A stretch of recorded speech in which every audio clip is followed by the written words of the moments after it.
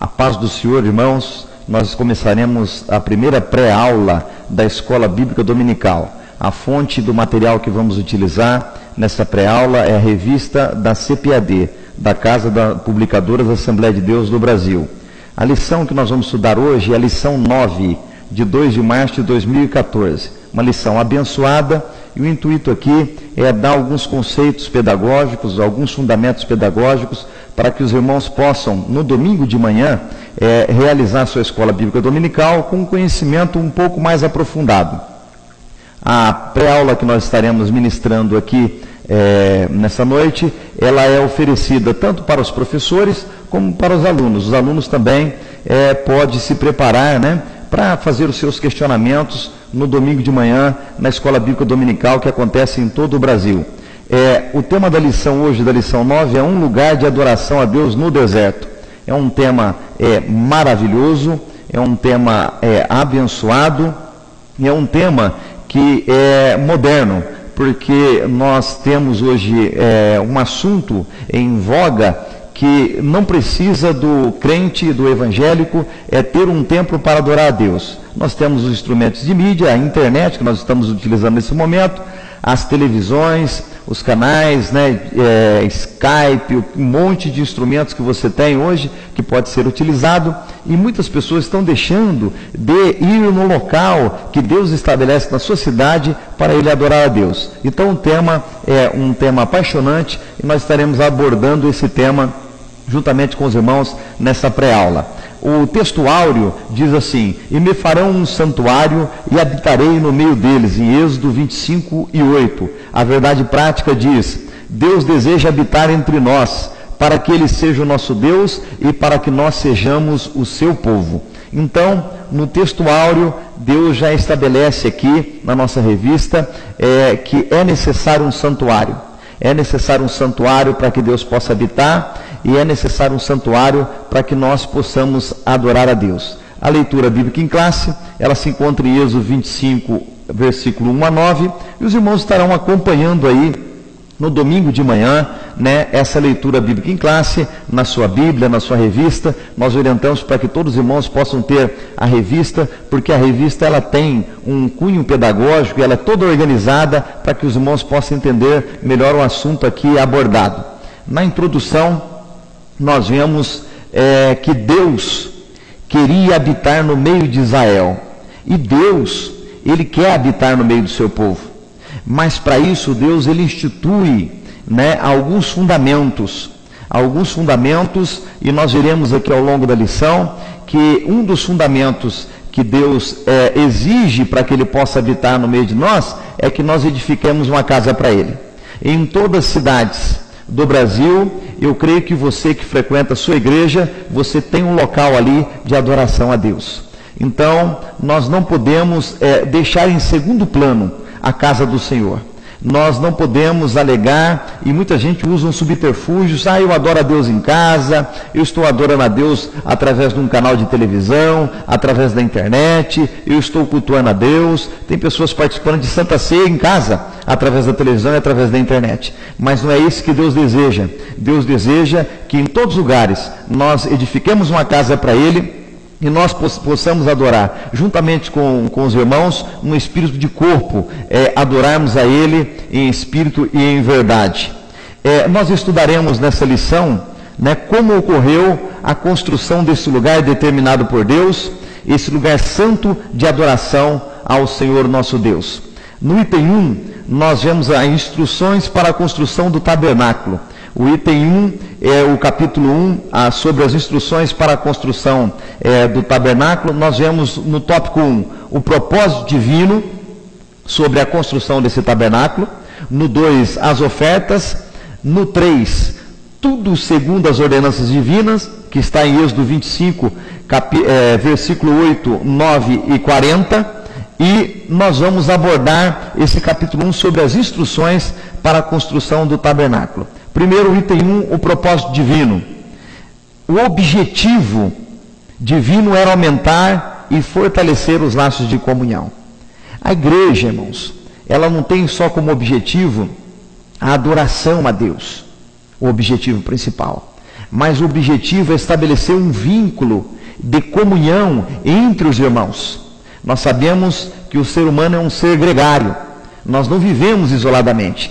Então a igreja, ela não deixa de ser uma comunidade. Tem muitas pessoas que têm dificuldade em viver em comunidade, mas o povo de Deus é um povo que vive em comunidade, é um povo que sabe viver em comunhão. Então a igreja é o momento onde nós escolhemos para adorar a Deus, mas também escolhemos para interagir entre os irmãos.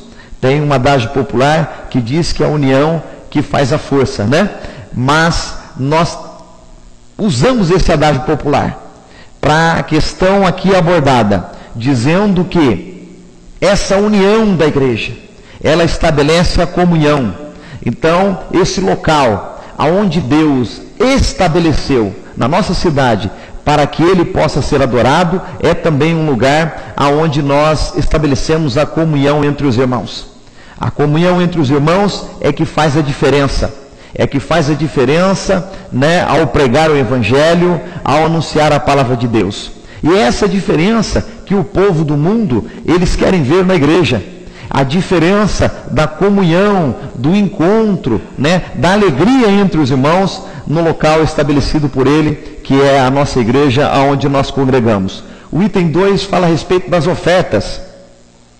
Diz assim: recursos que receberam pela providência divina ao sair do Egito. O povo de Deus, ao sair da escravidão do Egito, eles despojaram os egípcios e saíram com recursos. Ora, todo recurso, irmão, todo recurso que vem na nossa mão é dado por Deus. Tudo que nós possuímos, tudo que nós temos, né, e todas as propriedades, todos os bens patrimoniais, seja salários que nós possuímos, é Deus que nos entrega. Para o povo de Deus, essa oferta, que era oferecida voluntária, ela foi dada por Deus. O povo de Deus foi indenizado ao sair do Egito, e essa indenização foi realizada por Deus. Deus que estabeleceu isso e entregou na mão do povo dele. Não é diferente nos dias de hoje. Tudo que nós possuímos, tudo que nós temos, todos os recursos patrimoniais que nós possuímos, foi Deus que assim estabeleceu e que nos entregou.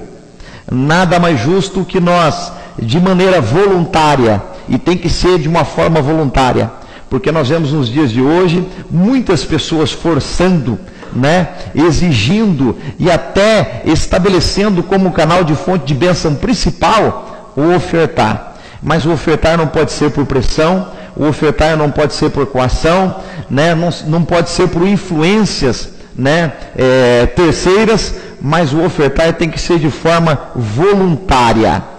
O fator principal do ofertar e motivante é a alegria. É a alegria, ou seja, é a única forma que nós podemos ser abençoados, é ofertando de uma forma feliz e alegre e de forma voluntária. Ora, se Deus tinha um propósito de construir uma casa, né, para que ele pudesse ser adorado, nós trazemos para os dias atuais. Nós construímos os nossos templos, nós colocamos e estabelecemos e consagramos esses locais para a adoração do nosso Senhor Jesus. E, irmãos, esses recursos, esses patrimônios e esses edifícios, eles só podem ser construídos com recursos patrimoniais, com recursos financeiros.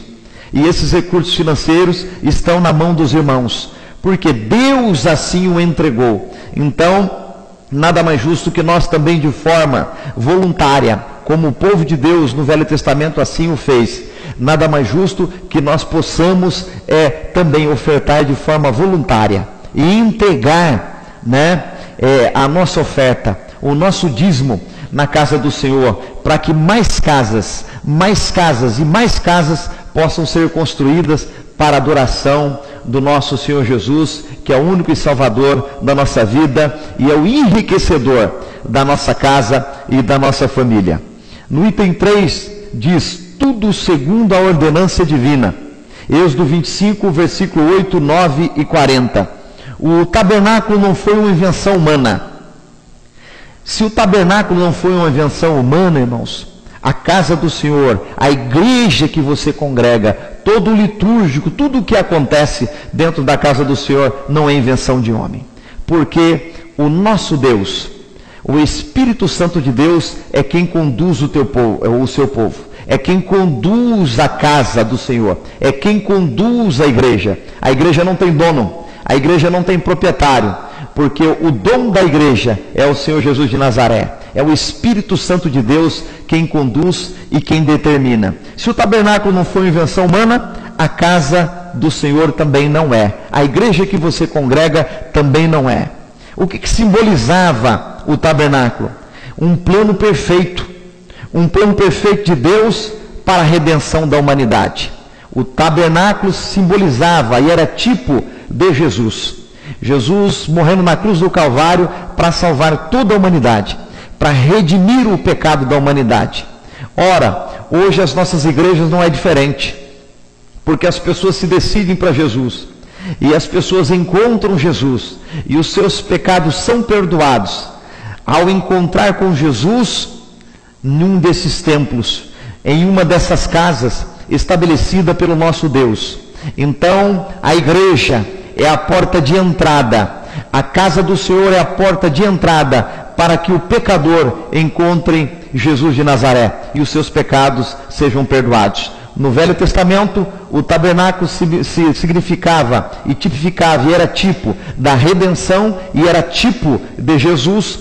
Hoje, a nossa igreja, as nossas igrejas, a casa do Senhor Jesus Cristo, edificada na sua cidade, também é o tipo de Cristo, é tipo de redenção. Ou seja, na cidade em que você mora, a sua igreja, ela é a porta de entrada para a salvação. Ela é a arca que abriga as pessoas que buscam a salvação e o perdão dos seus pecados. É por isso que nós temos que confrontar, nós temos que combater esses ensinamentos heréticos em que diz que para servir a Jesus, para servir a Deus e para ser salvo, não precisa ir na igreja, não precisa em casa, eu estou sendo salvo, em casa eu estou servindo a Deus, eu estou em comunhão em casa. Ninguém pode estar em comunhão se não for gregário, se não estar convivendo, se não estar encontrando com seus irmãos na igreja, se não está convivendo, participando dos departamentos da igreja, alegre, ofertando, motivado, alegre no que está realizando na casa do Senhor. Para cada um de nós, Deus tem uma função na sua casa, e isto é comunhão. Para nós, isso é comunhão na casa do Senhor. No item 2, diz assim o item 2, o pátio do tabernáculo. O capítulo 2, o pátio do tabernáculo, ele subdivide-se em item 1, o pátio, item 2, o altar do holocausto, e item 3, a pia de bronze. Êxodo 30, versículos 17 a 21. No capítulo 2, o pátio do tabernáculo, vamos tratar sobre o assunto do item 1, o pátio. Na adoração a Deus, deve haver separação e santidade. É interessante, eu não sei se os irmãos já observaram, mas em toda a construção de templo, na maioria delas que eu conheço, na entrada tem um átrio, antes da entrada principal da igreja, tipo uma varanda, né? No interior nós falamos varanda, mas é tipo um átrio. Aquele átrio, no Velho Testamento, no tabernáculo, significava que após passar daquele local para a porta adentro, você estava num local diferente.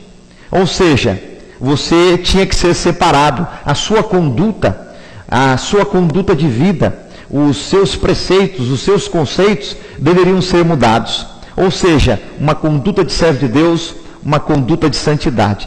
E é interessante que as pessoas que ficam no átrio das igrejas, muitas vezes elas até ficam batendo papo, mesmo na condução, né, e no decorrer do culto. Mas ao entrar dentro da igreja, o comportamento é diferente. Por quê? Porque ali significa que algo tem que ser diferente, porque Jesus está ali, né? Está sendo oferecido um litúrgico, um culto ao nosso Senhor Jesus, e algo tem que ser diferente. O pátio, então, na vida do crente, significa separação, significa algo diferente, conduta e um novo pensar, né? Um novo pensar, uma nova maneira de viver. Também o pátio, e dentro do pátio, ou seja, à frente do pátio, havia uma única porta de entrada. E nas igrejas que nós conhecemos, pelo menos na nossa região no interior, nas nossas igrejas você vê o pátio, o átrio e a porta de entrada. É a única porta. É a única porta e tem uma única porta principal, que ela é bem grande, para adentrar na igreja. Costuma ter umas portas laterais, mas pelo átrio a única porta que tem para entrar é aquela porta estabelecida pelos arquitetos, e a maioria dos modelos de igreja são estabelecidos pelos pastores, e são quase todos iguais às nossas igrejas no Brasil inteiro, de todas as denominações. Mas o pátio, além de significar separação, ele tem tipo de Cristo, porque Jesus é a única porta, Jesus é a única solução, Jesus é a última esperança da vida de qualquer ser humano. Então as nossas igrejas, elas representam Jesus, e elas têm tipo de Jesus, mostrando que a porta da sua igreja e aquela entrada é a única solução, é o último lugar a buscar por uma pessoa perdida no mundo, cheia de pecado. Ao entrar naquela porta, e aquela é a única porta, e não tem outra porta, aonde ele encontrará Jesus, que mudará a sua vida. E eu lembro daquela passagem aonde os discípulos estavam tristes, desanimados, e alguns discípulos começaram a se retirar, e foram retirando um a um, e creio que Jesus foi observando. E Jesus olha para Pedro e fala para Pedro: Pedro, tu também não vais? E Pedro responde: para onde iremos nós, se só tu tem palavras de vida eterna? Jesus tem palavras de vida eterna. Jesus é a porta, é a única porta. E as nossas igrejas, e o símbolo e o tipo do Velho Testamento, tanto das nossas igrejas atuais, simboliza, é tipo, dizendo: naquela cidade, na sua cidade, tem uma igreja e tem uma porta. Aquela é a única porta. É a única porta que eu posso recorrer nessa cidade para fugir dos meus problemas. Você que não é crente, que está vendo essa pré-aula de escola bíblica dominical, se você está com alguma dificuldade, passando por um aperto terrível, e você acha que não tem solução, procure na sua cidade uma igreja evangélica. Lá tem uma porta. Entre naquela porta, você encontrará Jesus. É a única porta, é a única solução. O item 2 fala sobre o altar do holocausto, dos holocaustos. Ao entrar no pátio, o israelita tinha à sua frente o altar do holocausto. Ele entrava no pátio e logo à sua frente ele encontrava o altar do holocausto. O que é o altar do holocausto? É tipo do que o altar do holocausto? É tipo de Jesus. É tipo de Jesus. Ou seja, ao chegar no tabernáculo e entrar no pátio, a pessoa já se deparava com o holocausto, simbolizando Jesus. Ou seja, o transgressor da lei encontrava-se com o sacerdote. Sacerdote sendo o tipo de Jesus também. E ali ele via uma esperança, porque ele se deparava com o altar do holocausto. Ele se deparava com o sacerdote e falava: embora eu seja transgressor, embora eu tenha muitos pecados, embora eu esteja numa dificuldade muito grande, mas logo aí tem a solução. Para mim há esperança, há remissão para os meus pecados. Não é diferente. Todas as pessoas que recorrem às igrejas evangélicas, hoje no Brasil e no mundo, elas encontram com Jesus. E ali elas ficam sabendo que há uma remissão, há um perdão pelas transgressões do pecado, que há uma nova vida e pode haver uma nova esperança. No item 3 do capítulo 2, o pátio do tabernáculo, fala sobre a pia de bronze. Na pia, os sacerdotes lavavam suas mãos e pés antes de executarem seus deveres sacerdotais. Nós não podemos chegar a Jesus de qualquer forma. A pia de bronze era tipo dessa conduta. Nós não podemos estar na casa do Senhor de qualquer forma. Nós precisamos se achegar a Deus com um coração puro e limpo. E o coração puro e limpo é realizado, é conquistado na casa do Senhor. Lá você vai encontrar a pia de bronze. Lá você vai encontrar Jesus, que vai te purificar. Nós não podemos estar dentro da casa de Deus com o pensamento do Egito, com o pensamento de coisas passadas. Nós podemos perceber que todas as pessoas que estão com problema na igreja, ela vai se afastando,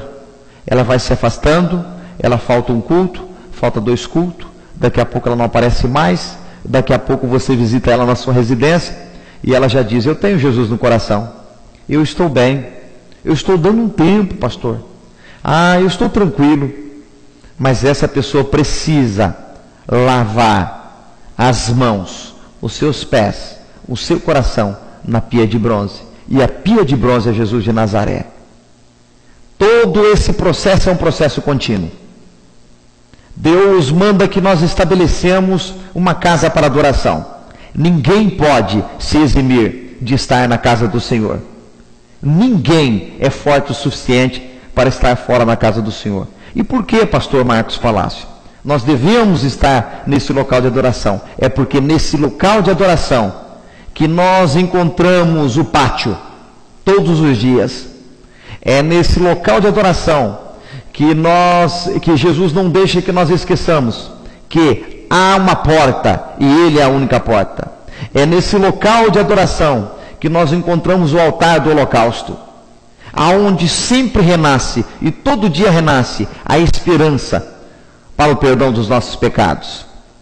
É nesse local de adoração que Deus solicitou no Velho Testamento para que o seu povo estabelecesse, e que nós estabelecemos até hoje nos dias atuais, através das igrejas, dos templos construídos, através das ofertas voluntárias, alegres, motivacionais dos nossos irmãos em todo o Brasil e no mundo, em que nós encontramos a pia de bronze, e nós lembramos que todo dia nós temos que lavar as mãos, nós temos que lavar os pés, nós temos que lavar os nossos corações, para que possamos estar junto ao Senhor, para que possamos achegar-se a Deus.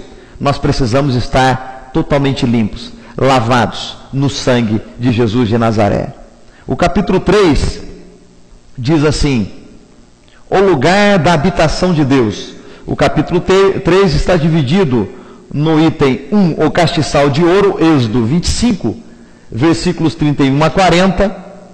O item 2, os pães da propiciação e o altar do incenso, Êxodo 25, 30. E o item 3, o Santo dos Santos e a Arca da Aliança, Êxodo 25, versículo 10 a 22. No capítulo 3, o lugar de habitação de Deus, o item 1 fala sobre castiçal de ouro. No tabernáculo não havia janelas, era um prédio construído sem janelas. Mas lá no lugar santo, a iluminação vinha de um castiçal de ouro puro e batido. Primeiro, ouro puro. Por quê? O povo de Deus deve ser puro. Batido, porque o povo de Deus é provado. O povo de Deus é provado constantemente. O seu castiçal, irmão, só vale se o ouro for puro e o ouro for batido. E o ouro é purificado. E o ouro é batido através das provações. Se você está passando por uma provação nesse momento, tenha certeza, seu ouro está sendo purificado. E ele está sendo batido. Porque de outra forma ele não tem serventia para a casa do Senhor. Mas não havia janelas no lugar santo. Não havia janelas no tabernáculo.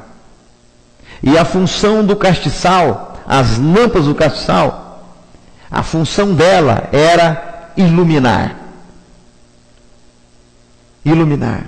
Nos dias de hoje, Muitas pessoas estão vivendo como se estivesse num local fechado, no escuro, sem saída. Ele não encontra uma porta, ele não encontra uma janela, ele não encontra uma saída.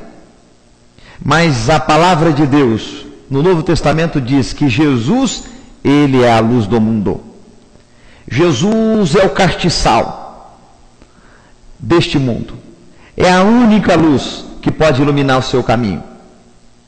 Embora o castiçal estivesse dentro do tabernáculo, ele não teria serventia se ele não ardesse e não iluminasse continuamente. Cada um de nós somos reflexos do nosso Senhor Jesus Cristo nesse mundo, e também somos um castiçal. Se Jesus é a luz do mundo, nós também devemos ser a luz do mundo. Como está o seu castiçal nesse momento? Aqui na Palavra de Deus e na revista da Escola Bíblica Dominical, diz que tinha que arder continuamente. Tinha que ser abastecido continuamente. E tinha que ser um azeite puro de oliveira. E eu não sei se vocês já viram aquelas lamparinas, né, que o pessoal usa nas fazendas, nos sítios, nos rincões brasileiros, com querosene. Quando o cordão que embebeda aquele querosene, ele já não está mais limpo, a lamparina faz mais fumaça do que ilumina. Então o seu azeite, irmão, que diz a respeito da sua conduta de vida, ele deve ser puro, porque senão esse azeite no castiçal mais vai escurecer do que iluminar, mais vai poluir do que iluminar. E outro detalhe, esse castiçal tinha que ser abastecido continuamente, porque ele deveria arder continuamente. Imagine-se num local sem janela, sem iluminação, apaga o castiçal, escuridão total, nós não temos para onde ir. Por isso que nós devemos ter uma conduta de vida pautada na palavra de Deus. E o azeite, pastor? E o azeite que tem que ser abastecido continuamente? A casa do Senhor, esse local aonde Deus estabeleceu, esse local aonde Ele estabeleceu para que Ele fosse e seja adorado, esse local é o local de você abastecer o seu azeite. Todo dia que nós saímos da casa do Senhor, que nós ouvimos uma palavra, que nós recebemos um cântico, que nós recebemos uma exortação através da palavra de Deus, nós estamos colocando azeite nos nossos castiçais. Então não deixe que nunca falte azeite no seu castiçal, e você será luz para esse mundo. Item 2, os pães da propiciação e o altar de incenso. Havia uma mesa com 12 pães, e todos os sábados o pão era trocado. Que coisa tremenda! Que coisa tremenda! Que revelação da parte do Senhor essa palavra. Tem muitas pessoas, eu não critico, não sou contra, mas tem muitas pessoas, irmãos, que fica anos, meses, compra DVD de pregadores e fica assistindo, reassistindo, reprisando e assistindo a mesma pregação. Ele virou crente de uma pregação só. O que é isso? É um pão vencido. Deus não quer que nós procedamos assim. Todo dia, o pão na mesa da propiciação, ou da proposição, ele deve ser trocado. A única forma de você trocar todo dia os pães da mesa da proposição é frequentar, ser assíduo aos cultos na casa do Senhor. Tem muitas pessoas que procuram um pastor da igreja e dizem: pastor, eu estou fraco, estou enfrentando muita luta, eu não sei o que eu vou fazer, não vejo mais saída. Talvez, irmão, esteja faltando um pouco de luz no seu castiçal. E lembre, o tabernáculo não tem janelas. Talvez você esqueceu de passar na pia de bronze, lavar um pouco as mãos, os pés, o seu coração. Talvez você esqueceu que existe o altar do holocausto, e lá tem um sacerdote, tem a esperança de remissão de pecados. Talvez você esqueceu de chegar ao pátio e ver que ainda há uma porta de esperança, e a porta é Jesus de Nazaré. Por que você está enfraquecendo? Porque você está comendo pão vencido. Talvez o seu pão já está até embolorado. O Espírito Santo diz para você: troque o pão da mesa da proposição. E a única forma de você fazer isso é estar na casa do Senhor. A casa do Senhor na sua cidade é o local onde Deus estabeleceu para que você encontre com Ele, para que você tenha o benefício do pátio, para que você tenha o benefício do altar do holocausto, para que você tenha o benefício da pia de ouro, para que você tenha o benefício do castiçal de ouro. Lá você encontrará pão, que todo dia é trocado, através do Espírito Santo de Deus. O item 3 do capítulo, o lugar da habitação de Deus, o item do capítulo 3. O item 3 diz: o Santo dos Santos e a Arca da Aliança. A arca, ela simbolizava a presença de Deus no meio do seu povo. Deus está no meio da igreja. Deus está constantemente no meio da igreja. Todos os nossos cultos que nós adoramos a Deus, que buscamos a presença de Deus, Deus está no meio deste culto. Mas, muitas vezes nos deparamos com problemas de ordens até doutrinárias dentro da casa do Senhor. Mas isso não é novo. No Velho Testamento nós vemos que o povo de Deus confundiu o tipo da Arca da Aliança como presença de Deus e começaram a usar a arca como uma espécie de amuleto. Muitas pessoas que são usadas por Deus, que recebem dons espirituais de Deus na igreja, que são abençoadas e abençoadoras, elas confundem o que Deus entrega e começam a usar isso como um amuleto,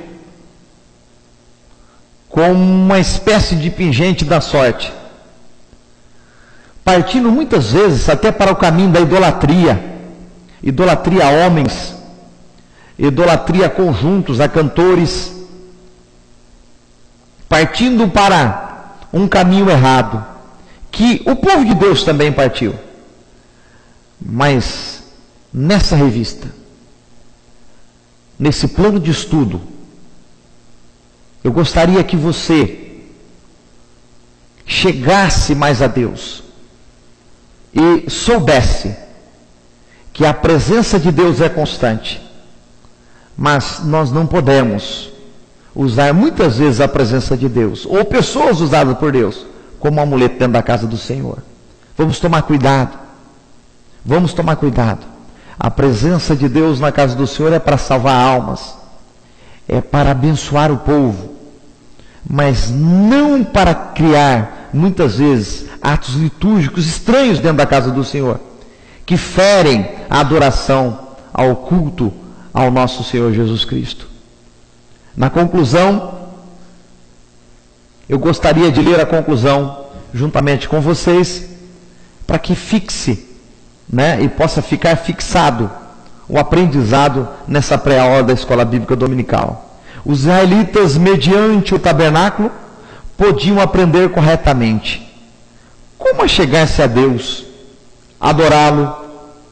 Ou seja, o tabernáculo foi uma escola, ensinando o povo de Israel como ficar mais próximo de Deus, como devia ser a adoração a Deus.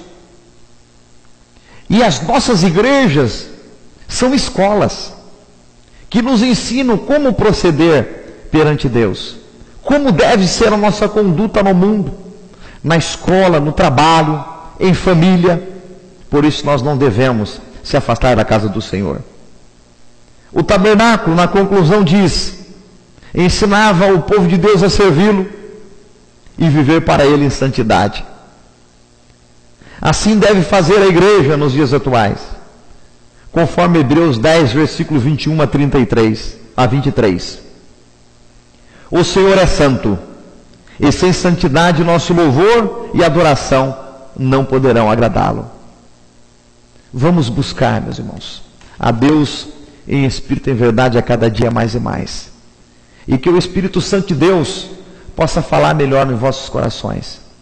Que o Espírito Santo de Deus possa iluminar os professores, os alunos, nesse domingo na escola bíblica dominical. Que você possa ser sedimentado, que você possa encontrar um novo pão na mesa da proposição, nesse domingo de manhã. Que Deus abençoe a todo o Brasil, a todos os irmãos que estarão na escola bíblica dominical, na maior faculdade do Brasil, 100 anos de existência, a nossa escola bíblica dominical. E eu pediria que o presbítero Abner, o nosso cameraman, colocasse no final dessa videoaula, dessa pré-aula, os contatos, para que, se os irmãos tiverem alguma dúvida, entrem em contato através do telefone, do e-mail, para que nós possamos responder ou explicitar alguma dúvida, assim, porventura levantada nessa pré-aula de escola bíblica dominical. Deus abençoe os irmãos. A paz do Senhor.